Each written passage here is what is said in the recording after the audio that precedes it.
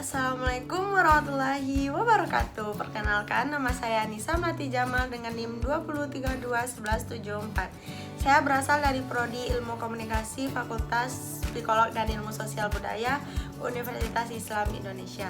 Di sini saya akan menjelaskan materi tentang strategi kampanye. Nah, udah pada tahu belum apa itu kampanye dan kegunaannya? Kampanye adalah sebuah tindakan dan usaha yang bertujuan untuk mendapatkan pencapaian dukungan. Usaha kampanye ini bisa dilakukan oleh perorangan atau sekelompok orang yang terorganisir untuk melakukan pencapaian suatu proses pengambilan keputusan di dalam suatu kelompok. Dan kampanye juga bisa dilakukan guna untuk mempengaruhi penghambatan pembelokan pencapaian juga. Dalam sistem politik demokrasi, kampanye politis berdaya mengacu pada kampanye elektoral. Nah, pencapaiannya dukungan di mana wakil terpilih atau referenda diputuskan. Kampanye politis, tindakan politis berupaya meliputi usaha organisasi untuk mengubah kebijakan di dalam suatu institusi. Tahapan kampanye ini terdiri dari atas 7, yaitu yang pertama dilakukan sesuai jadwal kampanye. Setiap kandidat yang telah disahkan oleh pihak berwajib dapat menjadi calon dalam sebuah konsentrasi panggung politik yang harus bersifat disiplin. Yang dimaksud disiplin ini ialah tepat waktu pada saat kampanyenya. Sebab semua kandidat akan diberi jadwal oleh pihak tersebut untuk melaksanakan kampanye. Dan jangan sampai kemudian ada kandidat yang mencuri start kampanye. Sebab dalam tata cara kampanye tersebut tidak dibenarkan dan dapat menimbulkan kerisuhan, mencoreng nilai demokrasi yang telah dijaga. Juri start kampanye sering dilakukan oleh para kandidat dalam berbagai kesempatan. Nah, bentuk yang kedua yaitu tidak mengganggu ketertiban umum. Tata cara dalam pelaksanaan kampanye yang kedua adalah tidak memperkenankan mengganggu ketertiban dan ketentraman umum. Jika dilakukan, maka hal tersebut masuk ke dalam pelanggaran kampanye.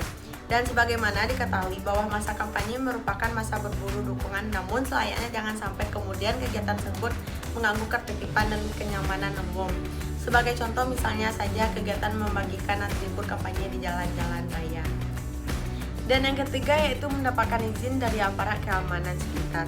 Kampanye merupakan sebuah kegiatan yang sedikit berisiko, sebab antara kubu A dan kubu B bisa jadi terjadi bentrok akibat dari sifat fanatisme dan rasa mendukung salah satu kandidat yang sedang bertarung.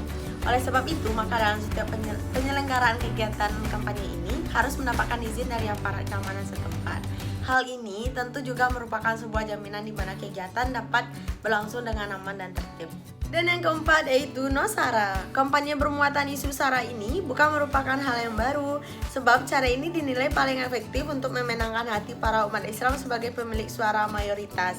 Namun pada kenyataannya kampanye bermuatan sara sangatlah tidak sesuai, sebab agama dan politik selayaknya tidak dijadikan satu, karena keduanya terpisah sehingga tidak dapat dicampur adukan. Ketika urusan agama dan politik disanding, maka dapat menimbulkan kericuhan dan pada akhirnya akan menimbulkan permusuhan antara kubu-kubu yang saling mendukung. Dan yang kelima yaitu bukan black kampanye, yaitu kampanye hitam. Kampanye hitam ini adalah sebuah upaya untuk merusak atau mempertanyakan reputasi seseorang dengan mengeluarkan propaganda atau pendapat negatif. Hal ini dapat diterapkan kepada perorangan atau kelompok.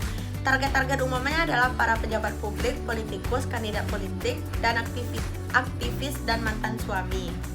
Setelah tersebut dapat diterapkan dalam konteks lainnya seperti tempat kerja. Dan yang keenam yaitu tidak berorasi berlebihan. Orasi adalah sebuah pidato formal atau komunikasi oral formal yang disampaikan kepada khalayak ramai atau masyarakat. Antonim dari orasi ini seperti mencetak atau menulis. Orasi ini bermacam-macam seperti ceramah merupakan salah satu bagian dari orasi. Seperti pidato, kultum, bahkan puisi merupakan bagian dari orasi. Tetapi pada saat ini kata orasi mengalami penyempitan makan dan terkesan bermakna peyorasi. Orasi terkenal di kalangan umum sebagai bentuk ungkapan melalui verbal yang disampaikan pada khalayak umum dan bersifat persuasif. Dan tahapan yang ketujuh yaitu menciptakan suasana politik yang kondusif. Tahap ini termasuk tahap terakhir. Dengan tata cara kampanye yang terakhir adalah dengan menciptakan suasana politik yang kondusif, sehingga tentunya meskipun persaingan memanas, namun kedua kubu masih menggunakan cara-cara yang elegan dalam berpolitik. Sejatinya demokrasi adalah sebuah bentuk kebebasan, namun jangan menyalahartikannya kepada tindakan yang dapat membuat sebebas-bebasnya.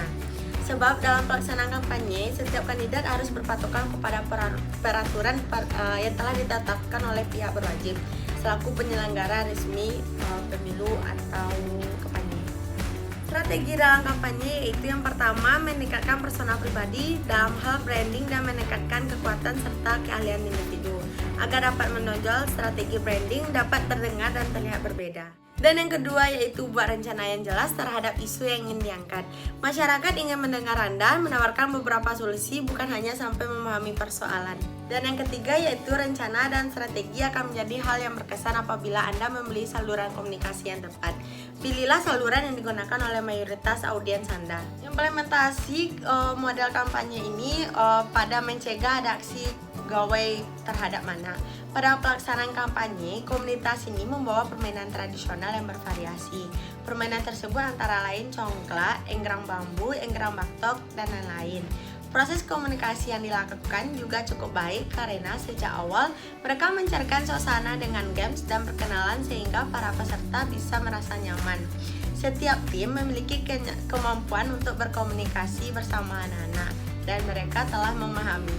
Sekian video dan materi dari saya mengenai strategi kampanye. Apabila ada kesalahan mohon dimaafkan. Wabillahi taufiq wal hidayah. Wassalamualaikum warahmatullahi wabarakatuh. Dadah.